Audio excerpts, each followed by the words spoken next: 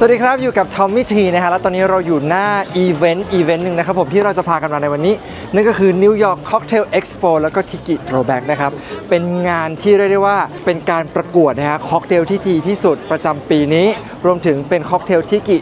ประจำปีนี้ที่ดีที่สุดด้วยนะฮะซึ่งในงานเนี่ยเราก็จะพาไปนะครับผมชิมเครื่องดื่มนะฮะชั้นแรกเนี่ยเป็นเรื่องของค็อกเทลต่างๆจากร้านดังๆนะครับผมและชั้นต่อไปเนี่ยก็จะเป็นในส่วนของทิกิบาร์นะครับที่เขาจะขนกันมานะฮะในนิวยอร์กด้วยหรือว่าต่างรัฐต่างที่นะครับมารวมกันและตอนท้ายงานเนี่ยก็จะมีการขึ้นไปบนเวทีนะครับเลือกผู้ที่ผ่านเข้ารอบ3คน5คนแบบนี้ฮะจากร้านต่างๆไปแข่งกันเพื่อชิงเป็นสุดยอดค็อกเทลประจำปี 2024 นะครับมันเข้ากันอย่างเหลือเชื่อจริงปะเนี่ยมันหอม acting ปะเนี่ยแล้วมันอร่อยเราต้องชิมให้หมดเราเป็นเหมือนหนึ่งในคณะกรรมการของวันนี้ได้เลยนะครับเรื่องราวจะเป็นยังไงนะครับผมติดตามได้เลยไปด้วยกันนะ EP นี้ครับผมไปด้วยกันนะไปด้วยกันนะ Let's go together ไปด้วยกันนะไปด้วยกันนะไปด้วยกันนะกับฉันทำอะไรก็ทำด้วยกันจับมือเดินตามความฝันมีเธอมีฉันไปด้วยกันนะ Let's take a trip to the moon เพิ่มความหวานให้ทวีคูณ Oh let's go togetherก่อนเข้างานนะครับเดี๋ยวผมขอเล่าให้ฟังก่อนว่า New York Cocktail Expo เนี่ยคืองานอะไร New York Cocktail Expo นะครับเป็นงานประจำปีที่เฉลิมฉลองวัฒนธรรมค็อกเทลนะฮะโดยได้รวบรวมเอาบาร์เทนเดอร์มิกซ์โซโลจิสต์แบรนด์สุราแล้วก็ผู้ที่ชื่นชอบค็อกเทลเนี่ยเข้าไว้ด้วยกันนะครับเริ่มต้นเนี่ยจัดงานครั้งแรกเมื่อช่วงปี 2016 นะฮะงานนี้เนี่ยก็จะมีการชิมค็อกเทลชิมสุราหรือว่าเครื่องดื่มคราฟต์นะครับหลากหลายชนิดเลยรวมถึงการนำเสนอและก็สัมมนาเกี่ยวกับเทคนิคการผสมเครื่องดื่มแล้วก็แนวโน้มของอุตสาหกรรมฮะถือว่าเป็นสถานที่ที่ดีนะครับในการที่เราจะพบปะผู้คนใหม่ๆรวมถึงเรียนรู้ผลิตภัณฑ์ใหม่ๆแล้วก็เรียนรู้จากผู้เชี่ยวชาญแล้วก็สร้างเครือข่ายนะครับในมืออาชีพเนี่ยในวงการค็อกเทลต่างๆรวมถึงบาร์นั่นเองครับผมและที่สำคัญนะครับก็จะมีการจัดประกวดเพื่อเฟ้นหาสุดยอดค็อกเทลประจำปีนั้นๆด้วยนะครับแล้วก็เหตุผลของการทำ EP นี้เนี่ยก็ไม่ได้เป็นการสนับสนุนหรือว่าให้ทุกคนเนี่ยมาดื่มหรือว่ามอมเมากันนะครับผมเพียงแต่ว่าผมอยากจะนำพาคุณผู้ชมนะครับไปพบกับอีกมุมนึงนะฮะของศิลปะการชงค็อกเทลระดับโลกนะครับยังไงก็ฝากไว้ด้วยว่าดื่มยังมีสติแล้วก็สร้างสรรค์นะครับผมถ้าพร้อมแล้วไปด้วยกันนะ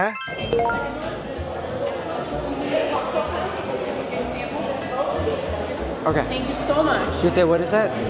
Your passes, you use them, you present them to the table to get your samples, and then you'll tear out the end to cast your vote, okay? Okay. Thank you so much. Thank you. Enjoy. Have fun.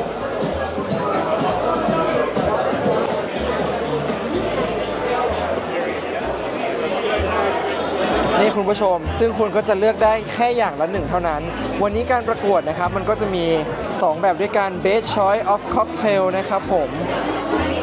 นี่เห็นไหมค็อกเทลที่ชื่นชอบนะครับหรือว่าเป็นทิกิรูมนะครับผม3อันดับแรกนะฮะที่ได้รับผลโหวตมากที่สุดเขาจะต้องขึ้นไปบนเวทีและทำกันสดๆแล้วก็แข่งกันวันคืนนี้นะฮะหลังจากนี้แล้วเพื่อชิงว่าใครนะฮะจะได้รับรางวัล The Best Cocktail of the Year ไม่น่าเชื่อเนี่ยเป็นอันที่เขาชอบแล้วเราจับจังหวะโดนมากๆเลยเพราะว่าอะไรร้านนี้นะครับปีที่แล้วเนี่ยเป็นผู้ชนะของนิวยอร์กค็อกเทลนะฮะกับ Best Cocktailดิ้งมันเลยอร่อยขนาดนี้ไงก็ไม่รู้ว่าเขาไม่รับรางวัลก็บอกแล้วเขาไม่เคยรู้มาก่อนว่าเขาได้รับรางวัลแต่ว่าพอได้ชิมไปแล้วมันรู้สึกว่ามันใช่มันเป็นแบบกลิ่นของเบซิลมันขึ้นจมูกแล้วเวลากินกับชีสแล้วก็ดื่มเข้าไปแบบจิบเบาๆเนี่ยมันแบบมันรสชาติมันอร่อยมันเข้ากันยังบอกไม่ถูกอะเด้อจริงไหมอธิบายไม่ถูกแต่ว่าฉันรู้สึกว่าฉันชอบมันที่ฉันไม่รู้เขาได้รับรางวัลเราต้องชิมให้หมดเราเป็นเหมือนหนึ่งในคณะกรรมการของวันนี้ได้เลยนะครับแล้วฉันจะไปลองชิมบูธต่อไปว่าบูธรสชาติจะเป็นยังไงแล้วฉันจะบอกเธอโดยที่ฉันไม่รู้เรื่องราวอะไรมาก่อนนี่เป็นครั้งแรกของฉันที่ฉันมาใช่ปะฉันก็ไม่รู้เมื่อกี้ไปงั้นเราไปด้วยกันไปชิมด้วยกันเดี๋ยวขอนั่งก่อน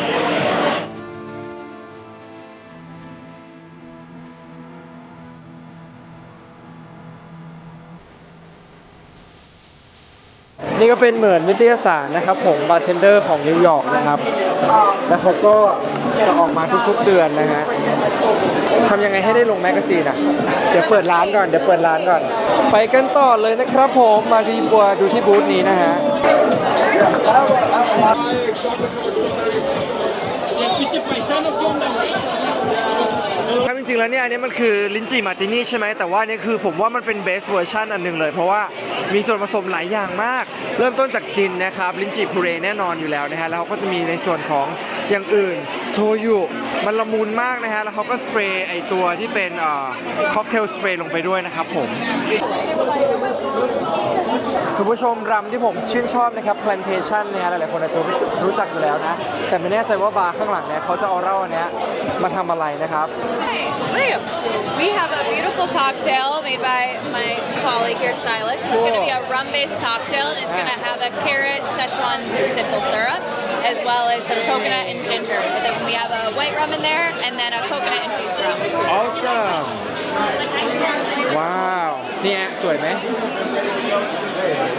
ผมว่านี่เป็นเหล้าชิกิอันหนึ่งที่แบบน่าสนใจมากๆเลยนะครับเพราะว่าเขามีในส่วนของโคโคนัทมีแครอทซีรัปนะครับมีส่วนผสมหลายอย่างมากตามป้ายเลยนะฮะผมอาจจะพูดไม่หมดนะแต่มาดูรสชาติกันดีกว่าว้าวมันเป็นออกแนวชิกิเลยครับอย่างที่ผมชอบนะฮะกินง่ายสมูทไม่แรงมากแต่ว่าส่วนผสมต่างๆเนี่ยลงตัวเข้ากันมากไม่ว่าจะเป็นโคโคนัทหรือว่าแครอทหรือว่าน้ำมะนาวอะไรอย่างเงี้ยครับผมอร่อยแล้วแต่งสวยมากด้วยนะตั้งใจทำมากๆช่วงนี้ผมขอเล่าให้ฟังเกี่ยวกับทิกิหน่อยนะครับทิกิค็อกเทลนะฮะเป็นการผสมผสานขององค์ประกอบทางวัฒนธรรมจากแปซิฟิกรวมถึงหมู่เกาะในแถบแปซิฟิกด้วยนะฮะอย่างเช่นฮาวายโพลินีเชียนหรือว่าเกาะเคียวคอกนะครับให้มาอยู่ในเครื่องดื่มอันนี้นะฮะซึ่งผู้ที่คิดค้นและก็ส่งเสริมทิกิบาร์เนี่ยหรือว่าเครื่องดื่มแนวทิกิก็มักจะผสมเหล้ารำนะครับเป็นส่วนประกอบหลักๆนะแล้วก็ใช้ส่วนผสมหลากหลายชนิดอย่างเช่นเหล้าที่มีรสผลไม้น้ำเชื่อมน้ำมะพร้าวหรือว่าเป็นน้ำผลไม้นะฮะรวมถึงสมุนไพรอื่นๆเข้ามาผสมกันนะครับเอกลักษณ์อีกอย่างหนึ่งของทิกินะฮะก็คือการตกแต่งครับแก้วเขาเนี่ยก็จะมีการตกแต่งด้วยผลไม้สดนะฮะตัดเป็นชิ้นเล็กๆหรือว่าเป็นพวกใบไม้พืชสมุนไพรต่างๆซึ่งเหล่านี้ก็สร้างความน่าสนใจให้กับทิกิค็อกเทลมากๆเลยฮะจุดกำเนิดของทิกิบาร์นะครับจริงๆแล้วเกิดขึ้นที่สหรัฐอเมริกาในช่วง 1930 นะครับเริ่มจากเออร์เนสต์ เรมอนด์เนี่ยหรือว่ารู้จักกันในนามของดอนบีชนะฮะเขาเปิดบาร์แห่งแรกที่ชื่อว่า Don the Beachcomber อยู่ที่ฮอลลีวูดลอสแองเจลิสนะครับในปี 1933 และปีต่อมาฮะ Victor J. Trader นะฮะหรือว่าเขาเปิดบาร์ชื่อว่า Trader Vic เขาก็เปิดต่อมาที่โอ๊กแลนด์นะครับผมบาร์เหล่านี้เนี่ยก็ได้รับความนิยมอย่างต่อเนื่องซึ่งผมเองนะฮะก็เป็นหนึ่งในนั้นที่เป็นผู้คนที่หลงใหลในทิกิค็อกเทลมากๆเลยนะฮะคุณผู้ชมตอนนี้เรามาอยู่กันที่ชั้น2นะครับถือว่าปีนี้เนี่ยคึกคักมากๆนะฮะกว่าปีที่แล้วที่ผมมาเพราะว่าคนเยอะแล้วก็แบบคนร้านอาหารบาร์ต่างๆมาร่วมแข่งขันกันเยอะมากๆชั้น2นี่ก็มีอีกนะแต่ไม่แน่ใจว่าเราจะชิมชั้น2มากน้อยแค่ไหนนะครับผมเพราะตอนนี้เนี่ยใจผมอะตัดสินไปแล้วเดี๋ยวลองให้โอกาสสักอัน2อันดูนะครับว่าเป็นยังไงบ้างเนาะเดี๋ยวเราไปที่อันนี้กันดีกว่ากลิ่นมันจะเหมือนลูกพรุนไหมกลิ่นนะกลิ่นเหมือนลูกพรุนมันเหมือนกินผลไม้บางอย่างที่เป็นชนิดใหม่ครับใช่มันไม่ค่อยมีเหล้ามากแต่ว่ามันเปรี้ยวมันขมเหมือนเกรปฟรุตชอบความขมที่เราไปลองเมื่อกี้นะแต่มันออกมีความหวานนิดนึงก็จะตัดคะแนนความหวานมันออกไงแต่ว่ากลิ่นแล้วก็ความขมรสชาติมันได้มันขมนิดๆปลายลิ้นน่ะเธอเก็บไว้ในใจแล้วกันแล้วเดี๋ยวเรารอดูกันว่าใครจะเป็น3คนสุดท้ายเราไม่บอกดีกว่าว่าเราโหวตให้ใครแล้วเดี๋ยวรอดูบนเวทีดีกว่าอ่ะอย่างที่บอกไปว่าเราอาจจะไม่บอกนะครับว่าเราโหวตให้ใครเดี๋ยวรอลุ้นกันว่าใครจะเป็น3หรือ5คนสุดท้ายที่ได้ไปอยู่บนเวทีแต่ว่าตอนนี้เราจะจำขึ้นไปข้างบนนะครับผมกับชิกิรูมไปดูกันว่าจะเป็นยังไงบ้างนะครับไป What do you have? I love mezcal. I love mezcal. Me too. Woo! And there's nothing bad in it. Show me. Woo! Hope you like it. Yeah. Hope you like it. And salud. We're next. Salud. หัวอร่อยมาก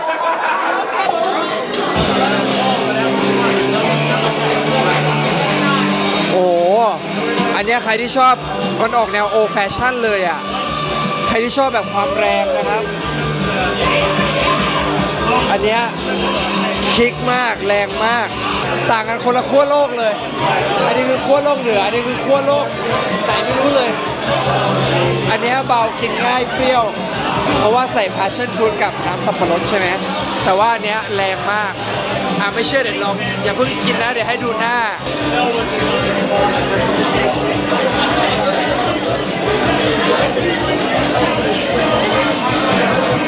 โชว์ผมจะโหวตแล้วนะครับผม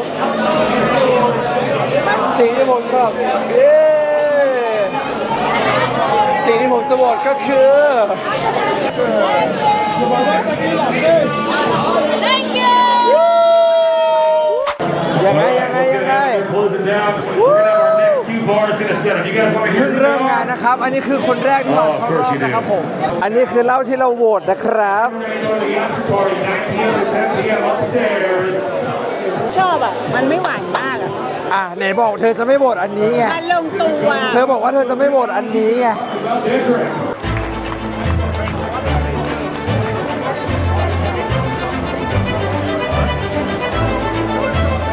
ผู้ชม คนที่ได้ที่หนึ่งอ่ะ เรายังไม่ได้ชิมเว้ย แล้วเขายังจะทำให้เราชิมไหมเนี่ยเอาด้านนู้นเนี่ยอันนี้คือที่ได้ที่หนึ่งนะครับผม ไม่ได้ชิมจะไม่ได้ชิม เรามองข้ามผ่านบูธนี้ไปอะค่ะ เพราะว่าเราไม่ได้ชิมเลยแล้วก็เราไม่ได้เดินมาใกล้เลย มันเป็นอะไรที่แบบเราเดินสลับมุมแล้วเราไม่ได้มามุมนี้ มันเป็นสิ่งที่แบบคลาดสายตาเราไปแล้วเราไม่ได้ชิม ไม่รู้อะครับ เขาประกาศแล้ว เดี๋ยวไปกินที่ร้านไปกินที่ร้าน ไม่เดี๋ยวเขาจะให้เราชิมไหมไม่แน่ใจ งานจบแล้ว ไม่ได้ดูว่าร้านเขาอยู่ไหน นี่ไง คือขอชิมหน่อยได้ไหม please make for me please thanks do you want to take home of that oh ย่าว้าว take home Wait is this the best of the whole cocktail เธอไม่ได้ชิมนะจ๊ะแต่ได้เป็นขวดเลยครับ ได้เป็นขวด เธอ ได้เป็นขวดเลย thank you so much เห็นไหม ได้เป็นขวดเลยได้เป็นขวดเลยได้เป็นขวดเลย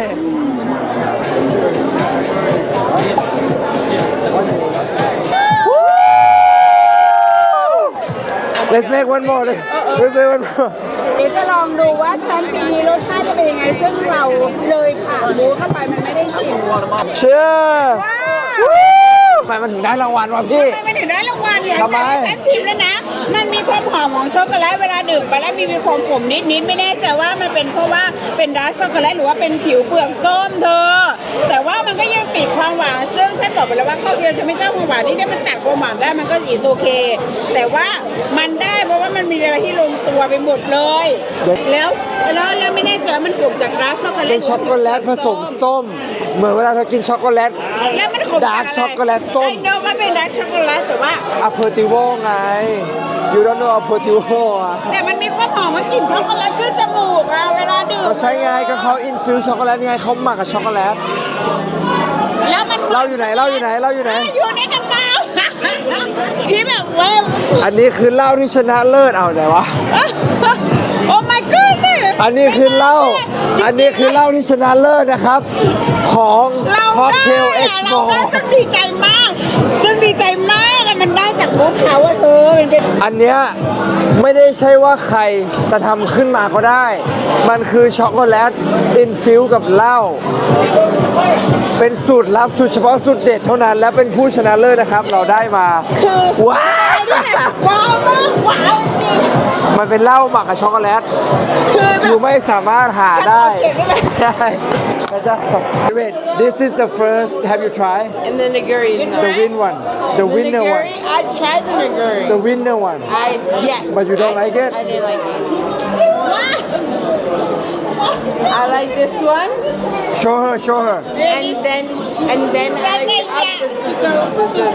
tequila. tequila show her what we have show her what we have The guy. we have the whole bottle of Negroni Me too. oh you too I'm choked for you yeah. Oh my god You have the same one. You have the same. I didn't buy this. This is the winner one. You got the winner one? The winner one. You should have bought me and Mimi. I think it's Mimi. You like old fashioned? What's that? Old fashioned. Oh, that's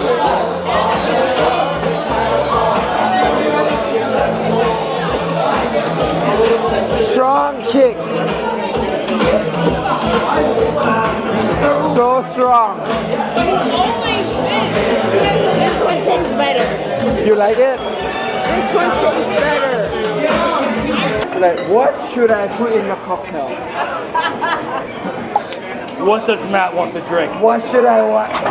put in there? Whatever you love, whatever is you. We try to explain like a Thai way. Wait, you have cocktail or you have a tiki combination? Yeah, you say. First session. Oh, first. Who's the winner? Torchlight. They won first place tiki. คุณผู้ชมตอนนั้นน่ะผมไม่ทราบเลยครับว่าพี่คนนี้เนี่ยเขาคือแชมป์ทิกกี้ค็อกเทลของปีนี้ซึ่งประกวดไปแล้วนะฮะเมื่อช่วงก่อนหน้านี้ของวันนะครับผมยินดีกับพี่แกหน่อยซึ่งเขานะฮะก็อยู่ที่ร้าน Posh Light นะครับแถวถนน 28 กับ 11 Avenue นะครับผมยังไงก็ติดตามพี่เขาได้ใน IG นะฮะ Head on over here right now. It's my Yeah. I love ume so much. It's my favorite fucking tequila on the goddamn Ume spritz. Oh, are we all gonna Wait, Ume is right there. คุณผู้ชมผมจะขอสรุปผลประกวดสักหน่อยนะครับว่าใครเนี่ยได้เป็น 3 อันดับแรกของรางวัลทั้ง 2 ด้านนะครับผมเริ่มต้นที่ทิกิค็อกเทลกันก่อนเลยนะฮะรางวัลชนะเลิศจาก Posh Light Bar นะครับกับเครื่องดื่มที่มีชื่อว่า Siren Song นะฮะเขาตกแต่งออกมาได้สวยงามแล้วก็แปลกตามากๆเลยส่วนที่ 2 ของปีนี้นะครับผมเป็นบาร์โปรดของผมเลยนะกับบาร์ที่มีชื่อว่า Paradise Lost นะครับร้านนี้เนี่ยอยู่แถว Second Avenue กับถนน 6 นะครับผมส่วนที่ 3 ของปีนี้นะฮะมาจาก A10 Kitchen ฮะเป็นร้านอาหารเม็กซิกันที่มีเครื่องดื่มสุดแจ๋วของเขานะครับร้านก็จะอยู่ที่ Avenue A ถนน 10 ครับผมแถมปีนี้เนี่ยเขายังได้รับรางวัล People Choice Award ด้วยโอ้โหไม่ธรรมดาเลยครับต่อกันที่สรุปการแข่งขัน Best Cocktail of the Year นะฮะที่ 1 ตามคลิปที่ได้ดูไปแล้วก่อนหน้านี้ก็คือว่าเป็นอินสปิเรชันมาจากคลาสสิกค็อกเทลอันหนึ่งที่มีชื่อว่านิโกรีนะครับซึ่งก็จะมีส่วนผสมของเหล้าจีนแคมเปอรี่แล้วก็สวิสเวอร์มูธนะฮะซึ่งงานนี้เนี่ยเหล้ารามสคาพานะฮะลงแข่งเองเลยนะครับผมแล้วก็เขาก็ได้มีการนำมาดัดแปลงใหม่นะฮะจนได้รับรางวัลชนะเลิศของปีนี้ไปนะฮะต่อกันที่2นะฮะของปีนี้ก็มาจาก Citrico Cafe นะฮะถ้าอ่านไม่ถูกขออภัยด้วยนะร้านอาหารเม็กซิกันแถวย่านแอสโตเรียนะครับผมก็ได้ที่ 2 ไปในปีนี้ครับที่ 3 มาจากแบรนด์เหล้าพิสโก้นะครับ Corrado Pisco นะฮะเป็นแบรนด์ที่มีชื่อเสียงจากประเทศเปรูนะครับซึ่งพิสโก้เนี่ยเป็นสุราชนิดหนึ่งที่กลั่นมาจากองุ่นและก็ถือว่าเป็นสุราประจำชาติของเปรูแล้วก็ชิลีนะครับ I like that one. Thank you. That one was good. Yeah คุณผู้ชมจบแล้วนะครับตอนนี้ไม่ไหวแล้วยังไงกดไลค์กดแชร์กดคอมเมนต์ซุปเปอร์แตงมันจะดีมากเลยนะฮะสำหรับค่าเหล้าค่าเครื่องดื่มของผมนะครับผมเจอกันใหม่ EP หน้าวันนี้ไปก่อนละไว้ไปด้วยกันน้ำใหม่นะจ๊ะกลับบ้านเถอะไม่ไหวแล้ว เสียงแหลมตลอด ไปด้วยกันนะมีกิจกรรมมาให้ร่วมสนุกนะครับผมถ้าคุณอยากเป็นส่วนหนึ่งในอินทรูดเปิดรายการไปด้วยกันนะฮะง่ายๆครับเพียงแค่ถ่ายคลิปสั้นแนวนอนนะครับผมพูดคำว่าไปด้วยกันนะไปด้วยกันนะยังไงก็ได้ฮะจากทุกที่ทั่วโลกเลยนะครับไม่ว่าคุณจะอยู่ที่ไหนก็ตามสามารถร่วมเป็นส่วนหนึ่งกับรายการของเราได้ส่งคลิปได้ที่อีเมลของเรานะครับหรือว่าจะอินบ็อกซ์ผ่านทาง Tommy T NYC ก็ได้ครับอย่าลืมร่วมสนุกกันเยอะๆนะครับวันนี้ยังไม่ได้เต้นเลย เต้นยังไงอีกล่ะ เดี๋ยวถ่ายยังเนี่ย3โลเกตปาโซเฮ้โอ้ยไม่เต้นเลยอ่ะข้าเจ้าเป็นสาวเจียงใหม่ แฮมเบอร์เต้าใดก็จะเป็นสาวแล้ว ยังเป็นสาวได้อยู่เหรอ พี่บ่าวไม่เอามาโกมาเต้